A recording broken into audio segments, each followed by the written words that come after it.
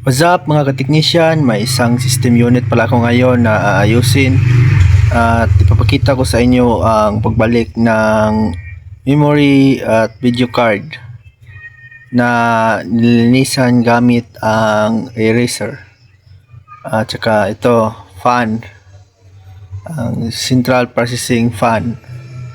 So ngayon ito ang loob ng siyempre medyo malikabok pa. At ngayon ito, pakita ko sa inyo first ang RAM. Ganyan lang po paglinis. So kukuha lang kayo ng eraser. So, ganyan nyo lang. Gayahin nyo lang ang ginawa ko.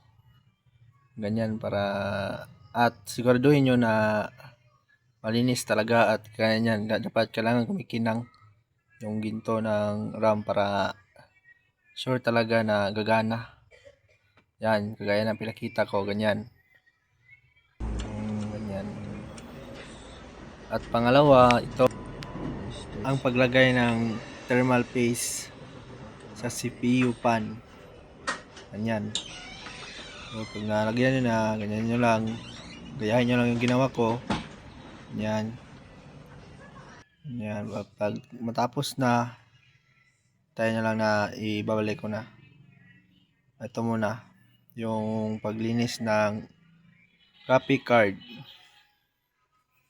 Ganyan. Trust nyo, same lang pa rin. Kailangan may eraser kayo. Ganyanin nyo lang. Gayahin nyo lang rin yung ginawa ko. Ganyan. Siguraduhin nyo pa rin na kumikinang para sure na gagana talaga. At ngayon, ito na, malinis na. Linisan ko pala to para goods yung ano niya, parang deep cleaning na ba? Isa na. At pakita ko sa inyo kung paano ibalik yung mga accessories niya. Muna ibabalik natin is itong CPU fan niya.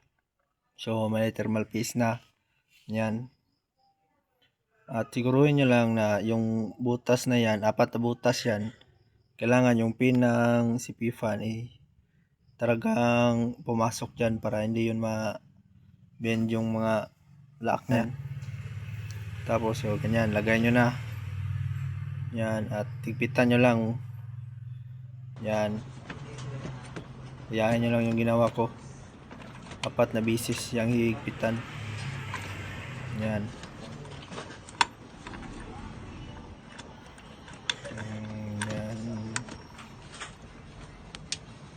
At pag natapos na, ayan, galawin, alog-alogin nyo lang para masiguro na kalak talaga. At pangalawa, ito, paano pagbalik ng memory, pabalik natin.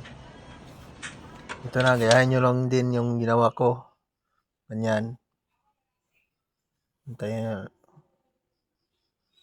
Ganyan. Kailangan na mag-click talaga yan. Yan. Dalawang RAM to. Babalik ko.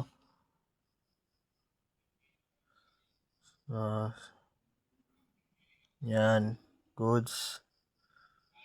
At pangatlo, ito ang pagbalik ng video card. So kailangan yung pin na yan, may pin dyan, kailangan naka-open talaga yan. Ganyan yan, yung tinuturo ko. Yan. Graduhin nyo lang.